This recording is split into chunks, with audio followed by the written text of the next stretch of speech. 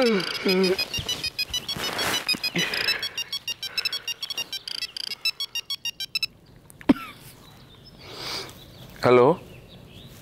কে বলছেন?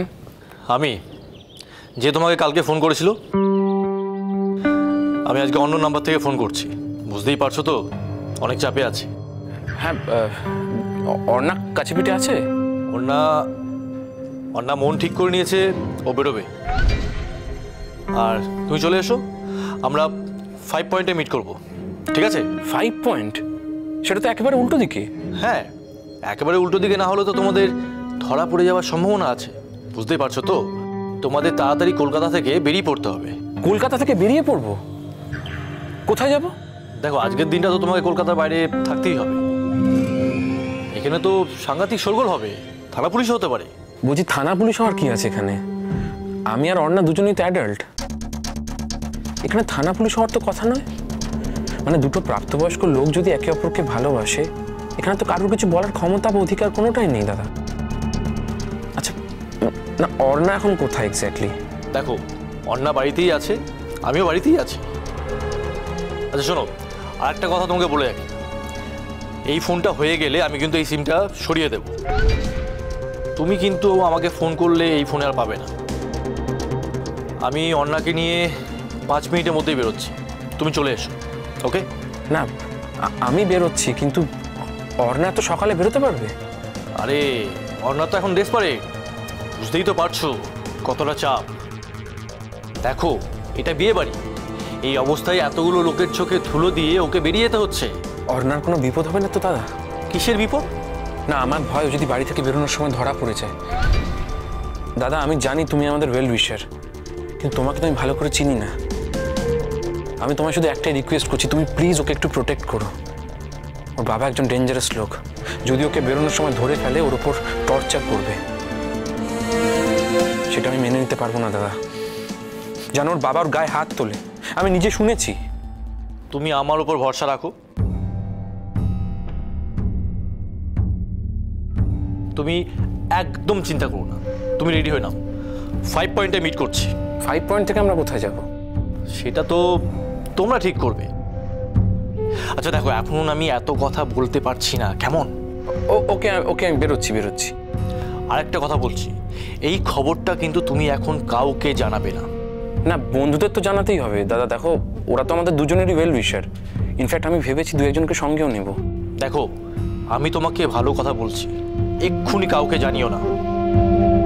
তোমাদের ব্যাপারটা ভীষণ গোপনে সেরে ফেলো, শুধু শুধু তোমার বন্ধুরা জড়িয়ে পড়বে এর মধ্যে। আর তোমরা কলকাতা থেকে বেরিয়ে গিয়ে না হয় তোমার বন্ধুদের বলে দিও। দেখো, কার মুখ থেকে কখন কি কথা বেরিয়ে যায় এটা তো ঠিক নেই না। দেখো, খবরটা জানাজানি হওয়ার পর তো প্রথম তোমার বন্ধুদেরই ট্র্যাক করবে না। সেই কারণে বলছি, তুমি তোমার বন্ধুদের এখন কিচ্ছু বলো না। দেখো, তীরে এসে তরি ডোবার কোনো মানে হয় না। অর্ণা যখন ঠিক করে নিয়েছে যে ও বেরিয়ে যাবে, তখন তোমার এতটুকু ভুলের জন্য সব তছনছ হয়ে যাক, সেটা তুমি নিশ্চয়ই চাইবে না। আচ্ছা, ওকে, ঠিক আছে, তাহলে দেখা হচ্ছে 5 পয়েন্টে, সাদা গাড়ি। ওকে দাদা, থ্যাংক ইউ। হ্যাঁ,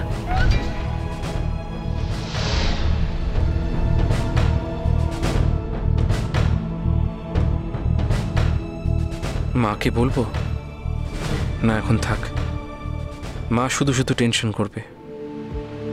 বাড়িতে একটা অনুষ্ঠান, দাদার বিয়ের কাজগুলো মা মন দিয়ে করতে পারবে না। হ্যাঁ, আমি বরং অর্ণার সাথে দেখা হওয়ার পর সব ডিসাইড করে মাকে ফোন করব। মাকে তো জানাতেই হবে। আচ্ছা, অর্ণাকে নিয়ে কি আমি বাড়িতেই চলে আসবো? বাড়ির লোকেরা তো কেউ মেনে নেবে না তাহলে। না, বরং কয়েকদিন রিহার্সাল রুমেই থেকে যেতে হবে আমাদের। যাকে অর্ণার সাথে দেখা হওয়ার পর সব ঠিক করে নেব।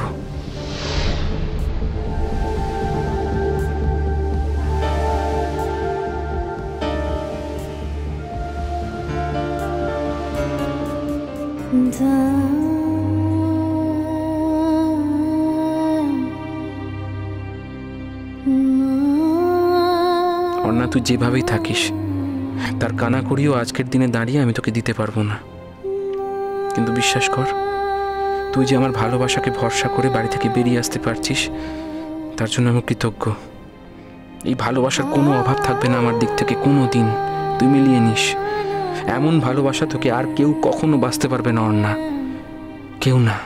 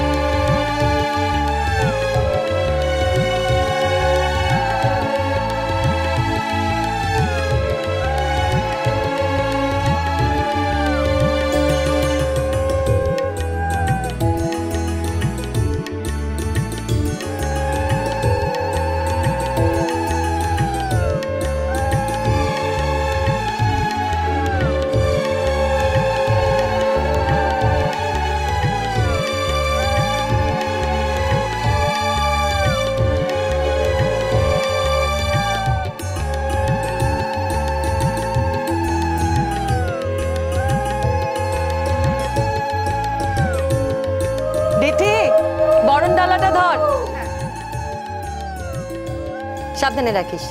বৌদি, হলুদটা ছুঁয়ে দাও।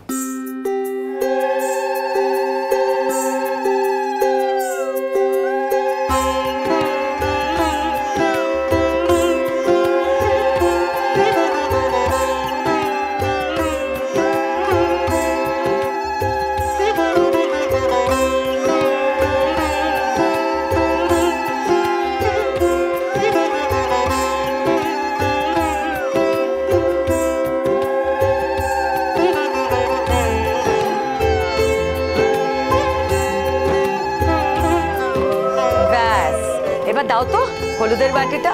জাম্বোকে কি করে হলুদে আপাত মস্তক করতে হয় আমি এবার দেখছি। পিসিমণি কি বলছো? আপাত মস্তক কেন? লাগিয়েছো তো যথেষ্ট। দেখো তুমি তো জানো আমি রং টং খেলি না, রং পছন্দ নয়। প্লিজ প্লিজ প্লিজ এরকম করো না। না না প্লিজ প্লিজ বললে আজকে হবে না। কিন্তু না, কোনো কিন্তু নয়। আজকে আমরা যা বলবো তোমাকে তাই শুনতে হবে।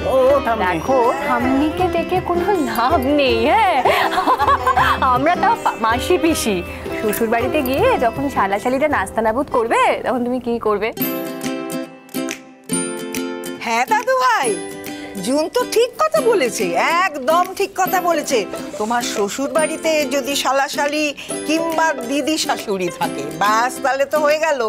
বাসর ঘরে তোমাকে পান খেতে বলবে, সেই পানটি কিন্তু বাপু তুমি বুঝে খেও। হ্যাঁ, বুঝে খাওয়ারই কিছু নেই ঠাম্মি, আমি তো পান খাই না। ও মা, তা বললে কি চলে নাকি? পান তোমাকে খেতেই হবে।